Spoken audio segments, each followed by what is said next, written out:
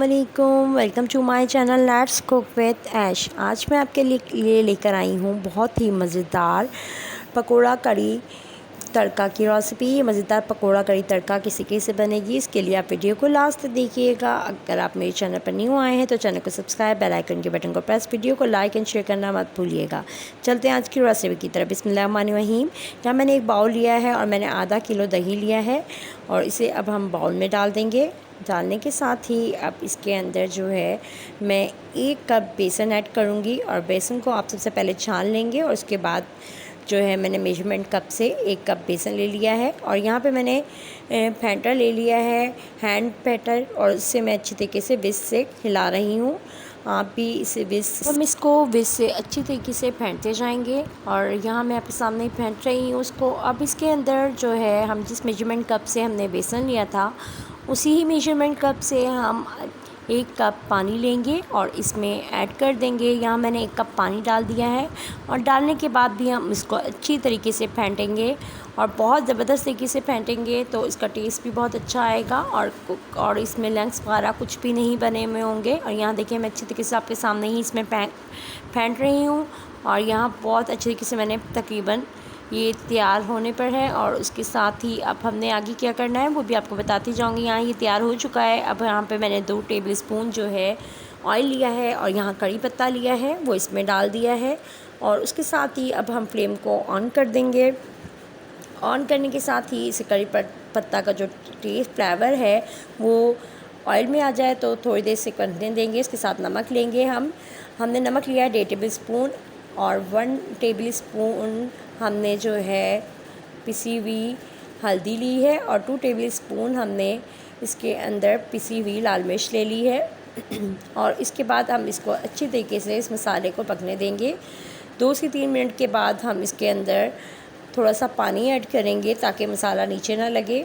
और यहाँ देखें कि 2 से 3 मिनट हो जाएंगे तो हम इसके मसाले को पकने के बाद जो ऑयल में पक रहा है और यहाँ पे हम इसमें थोड़ा सा पानी ऐड कर देंगे।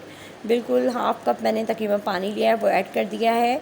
ऐड करने के साथ ही अब जो हमने लिक्विड बना के रखा था बेसन का तो दही का वो इसमें डाल देंगे और यहाँ पे अब ये मसाला जो है तकरीबन हो चुका है तो अब हम इसके अंदर जो है वो इंग्रेडिएंट डाल देंगे जो हमने मटेरियल बना के रखा है। यहाँ मैं लेकिन स्ट्रेनर में इसको छान के डालेंगे ताकि कोई भी गुठली या कोई भी लंग्स हो वो निकल जाएगा और ये बहुत अच्छी कड़ी हमारी बन के तैयार होगी। इसी तरीके से अब हम इसको अच्छी तरीके से मिक्स आउट कर लेंगे। अब मैं आपके सामने ही इसको अच्छी तरीके से ये देखें हिला रही हूँ और मिक्स आउट करती जा रही हूँ और बहुत अच्छी तरीके से आपने इसको मिक्स आउट कर लेना है। मिक्स आउट करने के साथ ही और हम अब इसमें पानी डालेंगे। पानी कितना डालना है आपने तकरीबन 1 लीटर पानी इसमें ऐड कर देंगे। ऐड करने के साथ ही अब हम इसको अगेन हिलाते जाएंगे और जब तक इसमें बॉयल नहीं आता, जब इसमें बॉयल आ जाएगा तो फिर हम इसकी फ्लेम लो कर देंगे और इस तरह चमचा इस पर खड़ा करके इसको ढकेंगे ताकि जो कड़ी है बॉयल होके नीचे ना गिरे। और यहाँ मैंने एक बॉल ले लिया है, उसके अंदर हम पकौड़ों का मिक्सचर तैयार करेंगे। यहाँ मैंने मेजरमेंट कप से 1 कप बेसन लिया और उसके साथ ही दूसरा कप बेसन ले लिया है। उसके साथ मैंने 1 टेबल स्पून जो है हम इसमें लहसुन का पेस्ट डालेंगे, नमक ऐड करेंगे 1 टेबल स्पून और मीठा सोडा डाला है 1/2 टेबल स्पून वो ऐड कर देंगे। यहाँ पिसा हुआ धनिया पाउडर डाला है मैंने 1 टेबल स्पून और उसके साथ ही पिसी हुई लाल मिर्च डालेंगे 1 टेबल स्पून वो ऐड कर देंगे। उसके साथ हम इसमें ऐड करेंगे ज़ीरा, साबित ज़ीरा मैंने डाला है 1 टेबल स्पून और उसके साथ ही अब इससे अच्छी तरीके से मैं इसको हिला लूँगी। और अब मैंने पानी लिया है और इसे बिल्कुल पकौड़ों की पेस्ट बनानी है तो यहाँ पे तकरीबन मैंने आपके सामने पहले 1 कप पानी लिया है और इसे अच्छी तरीके से इसको फेंटेंगे और बहुत अच्छी जो है स्मूथ सी पकौड़ों की हम जो है बना लेंगे पेस्ट सी। और यहाँ देखें कि मैं इसमें 2 टेबल स्पून मैंने दही ऐड किया है। ये बहुत अच्छी जो है टिप है कि दही डालने से पकौड़े बहुत ज़्यादा सॉफ्ट बन के रेडी होते हैं और बहुत ही मज़ेदार और बन के रेडी होते हैं। यहाँ मैंने 2 टेबल स्पून दही ऐड कर दिया इसमें और अगेन अब हम इसमें पानी थोड़ा सा डालूँगी। यहाँ मैंने तकरीबन जो है 1 टेबल स्पून के करीब और पानी डाला है और उससे हिला रही हूँ और यहाँ पे देखें आपके सामने ही इसको मिक्स आउट कर रही हूँ। उसके साथ ही मैंने एक प्याज लिया है और उसे बिल्कुल छोटा छोटा चॉप कर लिया है वो डाल दिया है और उसके साथ अब यहाँ पर मैंने कसूरी मेथी ली है 1 टेबल स्पून वो ऐड कर दी है और अगेन विस्क से हिला रही हूँ। यहाँ पे मैंने पुदीना, धनिया, हरी मिर्च ली हैं ये आप ले लें और उसको अच्छी तरीके से काट के धो के काट लिया है और ये भी इसमें ऐड कर दी है। ऐड करने के साथ ही अगेन मैं मिक्सर को बीच से हिला रही हूँ और यहाँ पे रख दिया। अब यहाँ कड़ी हम देख लेते हैं। यहाँ कड़ी में देखें बॉयल्स भी आ रहे हैं। आप इस तरीके से खड़ा करेंगे चम्मच तो कभी भी आपकी कड़ी जो है निकल के बाहर की तरफ नहीं आएगी। ये एक जो है टिप होती है और ये आहिस्ता आहिस्ता करके तकरीबन 2 घंटे तक ये गाढ़ी हो जाएगी और यहाँ पे गाढ़ी हो चुकी है। अब हम पकोड़े बनाएंगे। यहाँ मैंने फ्राई पैन लिया, इसमें ऑयल डाल दिया है और यहाँ पे जो मैंने पकौड़ों का मिक्सचर बना रखा था उसे मैं स्पून की मदद से डाल रही हूँ। आप चाहें तो हाथ से भी डाल सकते हैं।